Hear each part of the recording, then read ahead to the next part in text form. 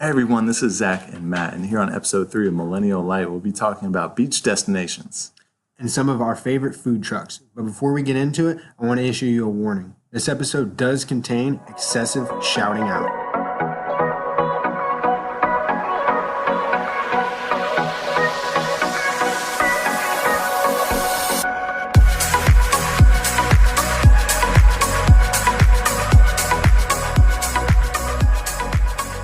Welcome back, everybody. Millennial Lite Podcast, episode 3. I'm your co-host, Matt Smith, here with my wonderful partner, Zack Morrison, a.k.a. Zach Morrison. Make sure you spell his name correctly, Z-A-C-K, not H. Isn't that right, Zack? That's right. Zach Mo is not here. Zach Mo is in the building today. Matt, I'm excited to get on the podcast with you today and touch on food trucks. Love food trucks. I know you're not a huge fan of them. Yeah, no, unless it's 3 a.m. in the morning. I mean, they're not really my go-to spots. Hey, food trucks, 3 a.m., I love you. I love you all the time. I'm a huge fan. Yeah, 3 p.m. in the afternoon, it tastes a little different, I gotta say. But I do have a couple favorite food trucks. I'm sure you do too. Absolutely. Yeah, no, the food truck scene has really taken off over the past 5 to 10 years. I mean, it's incredible. I mean, it has to do with convenience. Millennials, shout out. I know you all love convenience. Heck yeah. And it also has to do with the consumption of alcohol. Shout out to all the breweries out there bringing in the food trucks. Absolutely. Did you see that movie on Netflix a couple years ago with John Favreau, I believe? Chef, I think it was called. It was actually all about food trucks. No, I missed it. I didn't see that. It's really funny. Check that one out. Yeah, I'm going to have to check it out. Shout out to Netflix for coming in. I mean, on those morning hangovers after nothing but breweries and food trucks, you got my back. So what was it called again? I think it was called Chef. It's pretty good. I've watched it a couple times. Okay. Well, you haven't steered me wrong in the past. Shout out Peter's Kitchen. And run through some of your favorite food trucks, Matt. All right, well, I love seafood, so one of my absolute favorites that I actually have chased around a little bit is Monster Lobster. They do like a traditional lobster roll from Maine, and they actually do one where they pour lobster bisque over top of it, so just a lot of lobster. They have a Facebook page, so definitely check them out. I also love Colombian Burger, which is kind of a food truck that they just have downtown. They're almost always downtown, right near Gringos Locos. They're fantastic, particularly after frequenting some of the establishments downtown. Another one that I really, really like is Ki-Fi, which is like Chicago and Philadelphia. So they have, the traditional like Chicago sandwich right next to a Philly, and they kind of do hybrid stuff too. So those are some of my 3 favorites. What about you, Zach? Hey, shout out to Monster Lobster. Yeah, absolutely. Yeah, I've never had it before, but it's fun to say. It sounds like it'd be really fun to say. Like, I'd be off on a tangent with that at 3 a.m. You definitely would. I've actually had the burger truck. That's the one I'm talking about. You have my back at 3 a.m. after going out downtown. And that place is packed at 3 a.m. too. The line is ridiculous. Yeah, it is. It's a drunken mess. It's really a lot of fun. I mean, there's people just piling over each other for this burger. So you got me in the clutch there. Some of my favorite food trucks, the Korean barbecue taco box. That's a good one. Oh my goodness. Now, I will say this is one food truck that I will absolutely have at 3 p.m. in the afternoon. Actually, my top 3, I would all eat these food. I would have these food trucks, cuisine any time of the day. Number 2 on my list, Tamale Co. food truck. You're coming in with some delicious Mexican food. They have a tamale combo where you can have the green sauce and the red sauce. Okay. Side by side, 2 different tamales. Clutch, delicious. And rounding out my top 3 is badass sandwiches. So they actually have a physical location as well. Their sandwiches, again, like good, just perfect hangover food. The first time I had it, I think it was like 1 p.m. in the afternoon after a night of drinking. Went well into the morning. Shout out to Badass Sandwiches for having my back. Oh, they're great. And they're in that old 7 Bites location right on Primrose, I believe. Yeah, that is their location now. They're really good. I love that place as well. Yeah, it's right next to the new 7 Bites location. I mean, that's a good strip of food centers right there. It is. And imagine that, there's a Total Wine right across the street. So if you do need to catch a little buzz right before.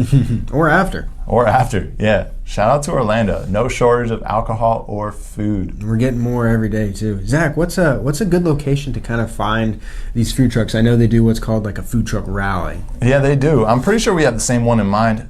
You won't find me frequenting these, but shout out to the Milk District for having Tasty Takeover. Tasty Takeover, that's a good one. Yeah, they have, I think it's like 14 or 15 different food trucks that come in. Is it every Tuesday? No, I think it's either the first or the last Tuesday of the month.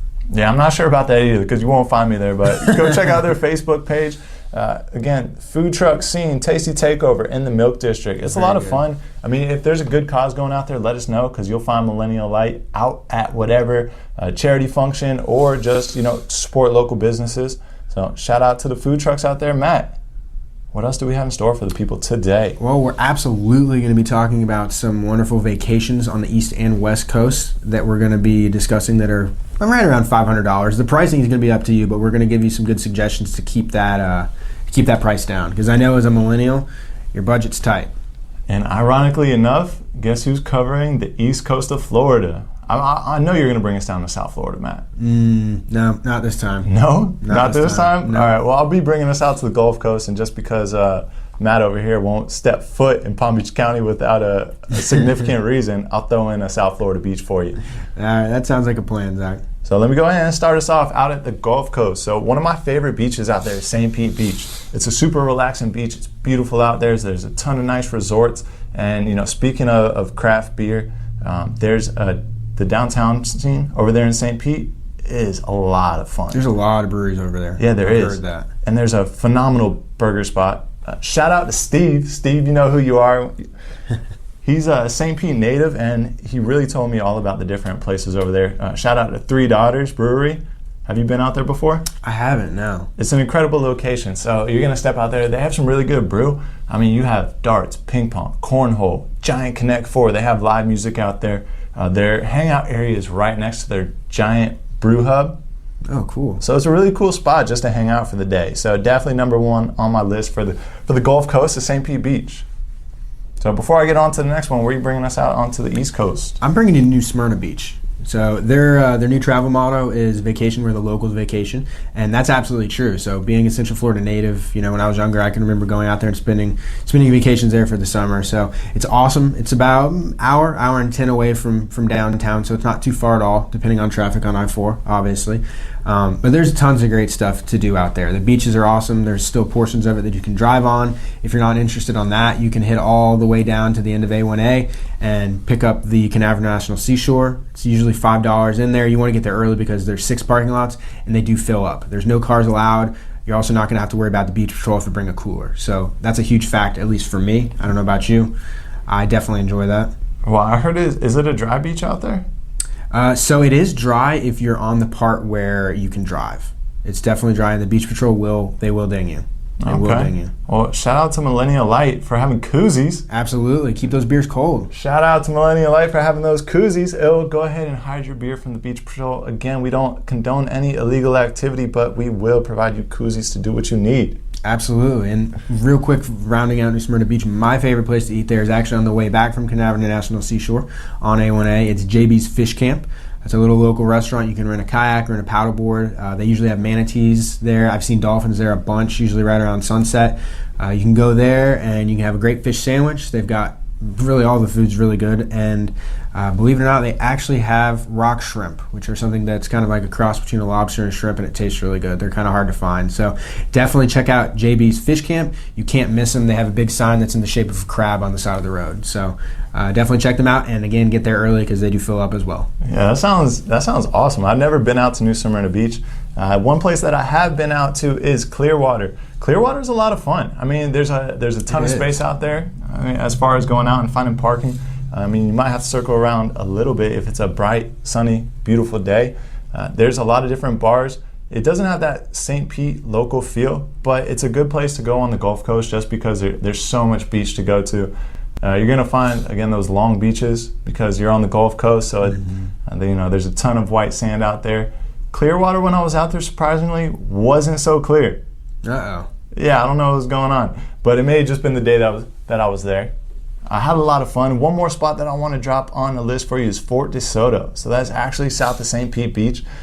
Some other places, trips to discover that made the short list from a travel blog here in Florida. Siesta Key, Fort Walton Beach, Pensacola Beach, Sanibel Island. I have been to Sanibel Island. Have you been there before? Oh, beautiful, beautiful beach. So it's actually one of the fishing capitals of Florida. You have to go out there, check it out. It's beautiful. Matt, where else do you have for us over there on the East Coast? So I got another one for you, Cocoa Beach, otherwise known as Port Canaveral. You see all the cruise ships terminals there, and then you'll also be able to see some, used to be NASA launches, now it's SpaceX over there.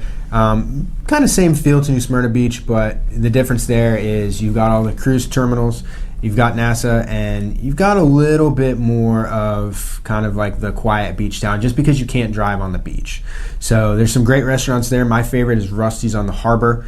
Definitely go there, definitely get their fried shrimp basket.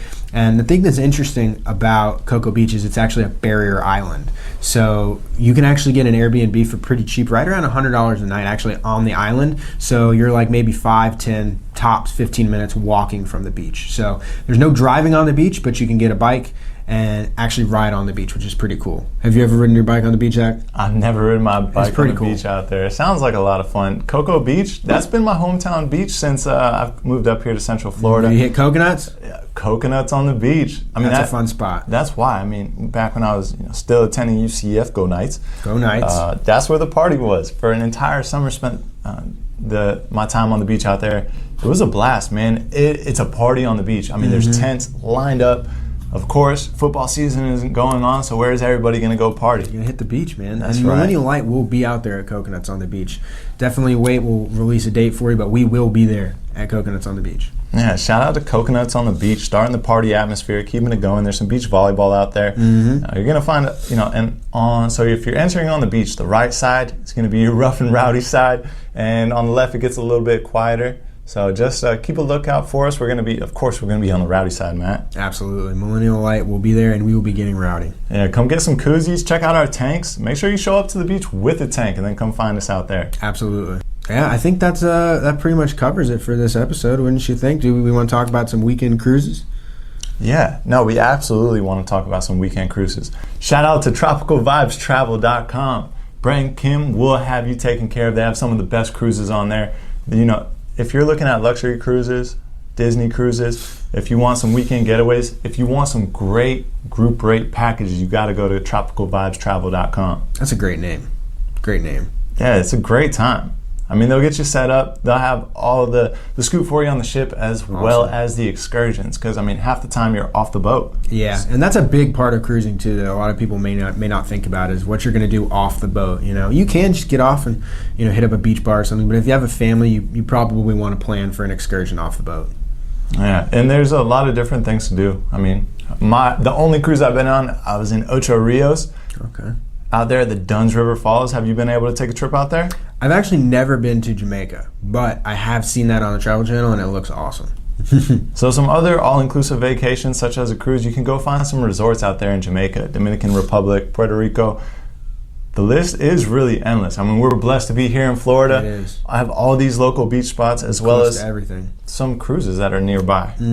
Yeah, they're pretty close too. And if you like gambling, actually out of Port Canaveral by Cocoa Beach, there is the Star Cruise that goes out, and it'll just take you out in international waters. You can gamble and it'll come back. So it's a couple hours. It's usually pretty cheap. And they do the traditional casino where if you're gambling, it's free drinks. So definitely take advantage of that one. Yeah, you have to. And if you're tired of gambling or you lost all your money, go hang out. They have $5 rum buckets at the top of the boat. That's a good thing to know. I know you'll see half the ship there by hour 3 of that trip. They lost all their money. Hey, Matt, it's been fun talking with you about food trucks and beach locations, man. Absolutely. That's some why good we live vacations. here. Heck yeah, some good vacations. And, it doesn't always have to be an expensive vacation. I know Disney can be quite pricey, but there's definitely some alternative options, and you really get to see some really cool parts of the state. No, for sure. Hey, South Florida, I didn't forget about you. I almost did. I was trying to make him forget. You heard him. He thought he covered all the East Coast beaches. Shout out to my hometown beach, Juno Beach Pier. I've actually been there. See? Guys, he's in. He's in. So Juno Beach, you can catch them surfing there if the waves are just right, about 2 days a year. Some good fishing off the pier, but some good times. Just down the road from that Marcinski Beach, you have where you can bring your dogs out there. It's a blast. And the more and more we talk, the more and more you'll hear that Matt Smith goes to South Florida. I don't know about that one, but I have been to that beach, and it is quite nice. Awesome. Hey, man, I want to say thank you for delivering another great episode. Right back at you, buddy. We're on our way to 200. Let's keep it going. So you guys have any questions, reach out to us, interact with us online, and definitely like us on Facebook and on Instagram. Talk to you guys soon.